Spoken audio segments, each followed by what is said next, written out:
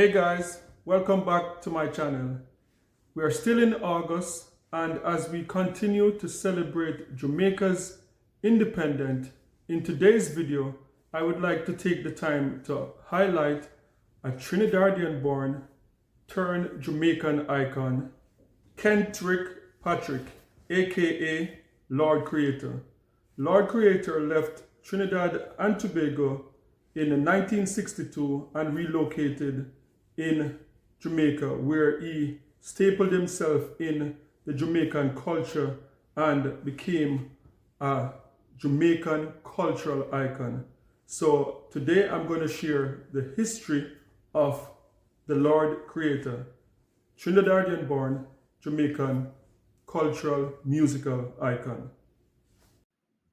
The story of Trinidadian singer-songwriter Lord Creator. Kendrick Patrick, aka Lord Creator, was born in San Fernando, Trinidad and Tobago, August 21, 1935. Known professionally in Trinidad and Tobago for calypso, R&B, ska, and rocksteady, the singer-songwriter began performing regularly in Jamaica. He eventually settled there in 1962, the year the island gained independence from the UK. Lord Creator was approached by Randy Chin, a prominent music executive at the time. The newly independent Jamaica needed a song to soundtrack its celebration, and Randy Chin wanted to tap into Lord Creator's musical skills. Lord came up with the song titled Calypso Independence Jamaica, and it became a national hit. Chris Blackwell was in the process of starting the music label Island Records, and he licensed the song as this label's first release in the UK. That was just a little bit of introduction of the Lord Creator from back in the 60s. And as you saw in that presentation, he was the one that wrote the Jamaica Independence song. The Jamaica Independence song is not really used anymore. We will use the Jamaican anthem, the national anthem, the pledge. I'm not sure why they don't use the independence song anymore. I'm assuming because back then it was more like in ska, rocksteady type of style, and Jamaica culture has evolved over the years. But for Lord Creator, from back as early as 1962, leaving Trinidad and Tobago to relocate to Jamaica, most Jamaicans and even Trinidadians of a younger generation would not know or have an idea of who Lord Creator is. And that is one of the problem that we have in the Caribbean, is that we know more about European culture. We can tell you when Christopher Columbus came to the Caribbean. We can tell you when the British, when the Spanish came, but we do not teach Caribbean culture as much. So this video and what I'm trying to do for the month of August, celebrating Jamaica independence, is just to highlight a lot of Jamaicans who have contributed to this society. So Lord Creator, even though born in Trinidad and Tobago, his fingerprint is all over Jamaica's music culture today. And I am going to explain to you in details. So, two of the names mentioned in the introduction.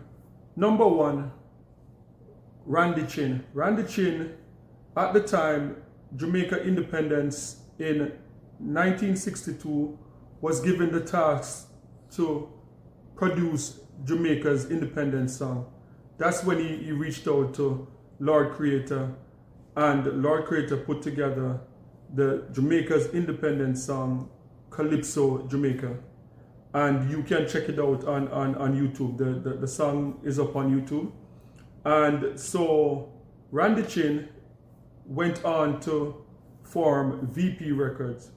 And anyone from Jamaica who knows anything about reggae music or dancehall music know that VP Records is Jamaica's like premier distribution for reggae and dancehall music. And it would be celebrating over 50 years now. So the Lord Creator was a part of that beginning of our culture in terms of reggae music and dancehall music with VP Records. And the second name, Chris Blackwell. Chris Blackwell at the time was in the process of forming Island Records.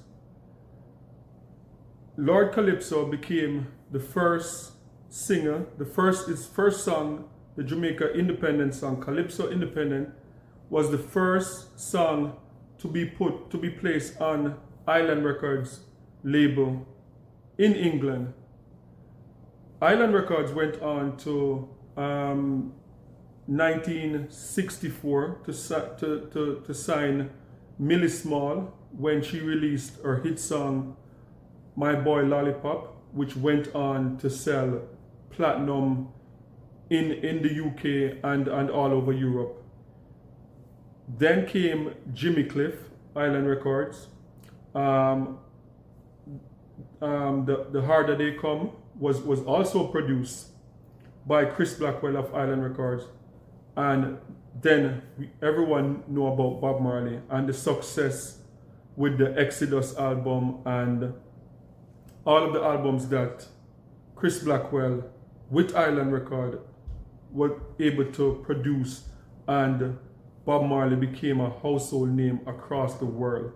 So what is interesting is that Lord Creator had his hands in both companies as one of the first for both Island Record and for what eventually turned into VP Record with Randy Chin.